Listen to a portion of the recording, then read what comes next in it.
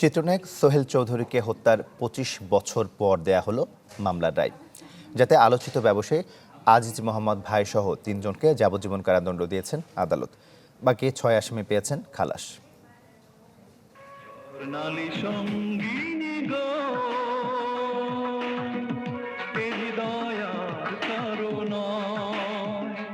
ঢাকাই চলচ্চিত্রের জনপ্রিয় নায়ক ছিলেন সোহেল চৌধুরী। সিনেমায় অভিনয় করে হয়েছিলেন দর্শক নন্দিত। ১৯৯৮ সালের ১৭ ডিসেম্বর বনানীতে ট্রাম্প ক্লাবের সামনে তাকে গুলি করা হয়। ৩৪ বছর বয়সেই নিভে যায় এই নায়কের জীবন প্রদীপ।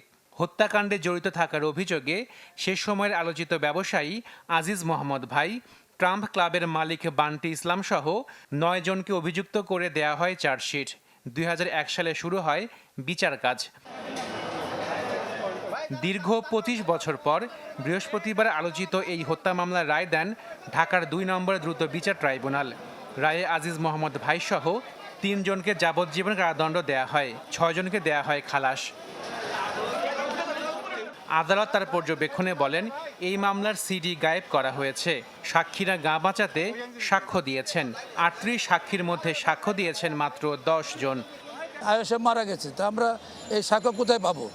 ম্যাজিস্ট্রেট সাহেব তাকে সমন দেওয়ার পরও অনেক চেষ্টা করা সত্ত্বেও তাকে পাওয়া যায়নি।